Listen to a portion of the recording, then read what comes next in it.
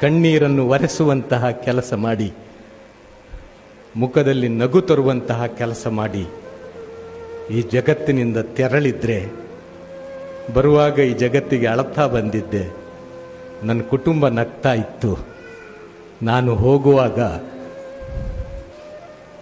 ನನ್ನ ಕುಟುಂಬ ನಿಮ್ಮ ಕುಟುಂಬ ಅಳುತ್ತದೆ, ಆವಾಗ ನನಗೆ ನಗಲಿಕ್ಕೆ ಸಾಧ್ಯ ಆಗಬೇಕು. ಅದು ಯಾವಾಗ ಆಗ್ತದೆ ಅಂದರೆ, ಸತ್ಕರ್ಮಗಳು ನನ್ನ ಪುಸ್ತಕದಲ್ಲಿ ನಾನು ಬರೆಯುವಂತಹ ಪ್ರಯತ್ನ ಮಾಡಿದರೆ ಅದು ಸಾಧ್ಯವಾಗ್ತದೆ, ಅದು ಸಾರ್ಥಕವಾಗ್ತದೆ.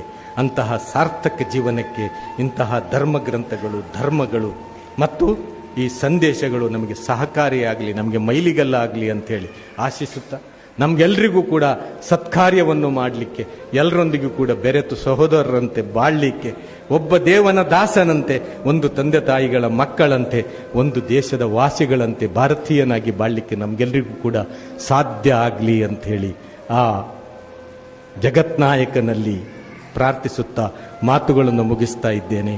ಸರ್ವ ಸ್ತುತಿಗಳು, ಸರ್ವ ಸ್ತೋತ್ರಗಳು ಸರ್ವ ಲೋಕಗಳ ಒಡೆಯನಿಗೆ ಮೀಸಲು. ಅಸ್ಸಲಾಮು ಅಲೈಕುಂ.